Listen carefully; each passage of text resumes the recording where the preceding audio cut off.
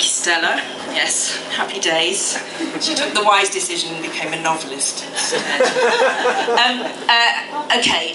The reason that I'm here, and it's very important to me tonight, is I do a bit of a let's go down memory lane and remember what it was like pre-1997. My youngest daughter Daisy is exactly the same age as the Labour government. She was born on May the 1st, 1997. I spent all day going, I have to vote, it's historic, I have to vote. You know, while hemorrhaging, but I sat there at night with my newborn baby Daisy in my arms, watching Michael Portillo lose his seat. And we looked at Daisy and we went, it's a new era, Daisy, it's going to be fabulous. And I don't want her to grow up under anything other than a Labour government.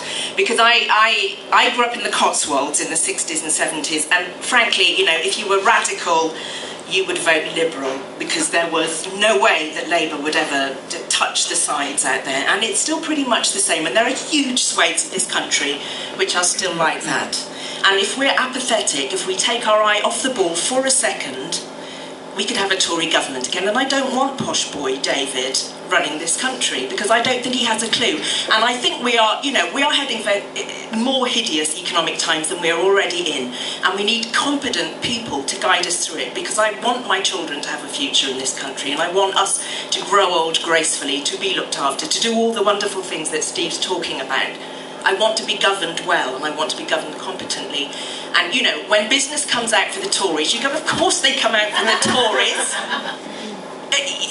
This government is about us. It's about taking care of people. It's not just about profit and self-interest, and that's important to me. I was at Greenham. I encircled Greenham Common. You know, I was on the picket lines during the miners' strike.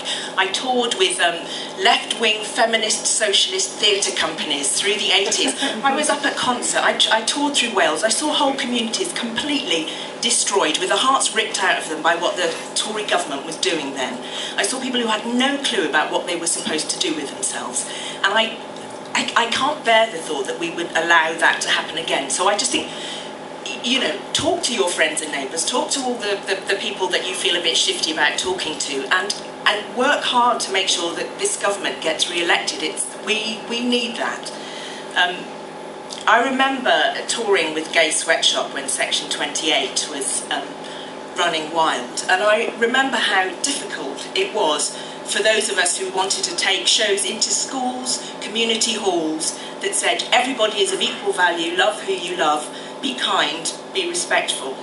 To say something as simple and as good and as nice as that became illegal. I mean, how bonkers is that? And I'm sorry, but David Cameron's voting record is lousy on any issues to do with the gay community.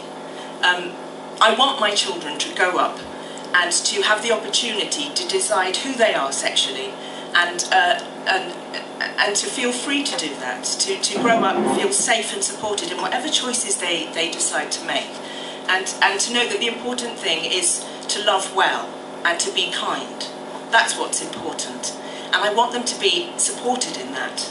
And I know that they're at a lovely Church of England girls' school in Pimlico, where gay is a term of abuse, you know, and that still exists now, and I want that gone. I want them to be free to be who they are. As Stella was saying, I've just been.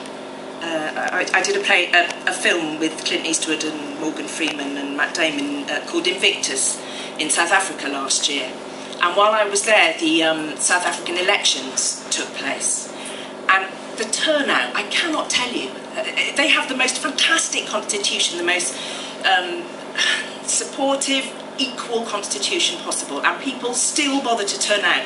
You know, the voting turnout was something like 80%.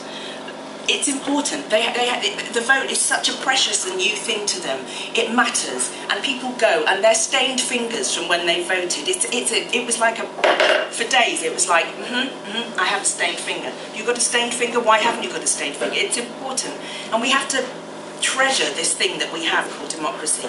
My father came over to this country from Ghana in '58. 2 years after Ghana had got its independence, and he was a journalist over there. He couldn't get a job here because it was, you know, get lost black boy when you went to Fleet Street. But that sense of the importance of politics, that it's fundamental to our lives and to the quality of life that we have and the quality of life that we pass on. And For me, it's about saying, I value myself and I value people around me, and I'm going to make as much effort as I possibly can to make sure that we are all taken care of democratically. So that means we have to make that extra effort and go that extra mile to make sure that this democracy and all the wonderful things that this government has brought in, and frankly, I don't think this government trumpets the good things that it's done enough. I really don't. You know, there are things that were bad before that this government has made better. Poor people are better off than they ever were. There are regenerative things that this government has done, and we really should value them and we should trumpet them. And I just think if we sit back on it now, we're in real danger of being subsumed by people who, do the thing. I mean, I was on the anti-war demos. I've got no problem with saying that. But the people who go, I'm not going to vote Labour because of the war. That's not enough of a reason now. To the people who just feel a bit apathetic about it and everybody's just the same and why should I bother, we have to kind of go out and be in people's faces a bit with this, because it's too risky to just sit back and hope that it'll be all right, because it won't unless we're galvanised and do something. That's what I've got to say.